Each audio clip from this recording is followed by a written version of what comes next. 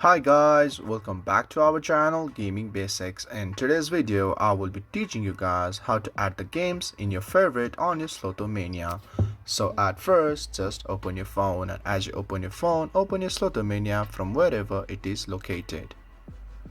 And as you open your Slotomania, it takes a while to load because it depends on your internet speed. So all you have to do is just wait until it loads.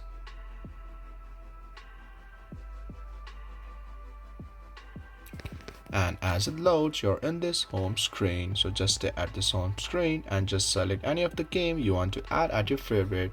And as you select it, all you have to do is just hold the game.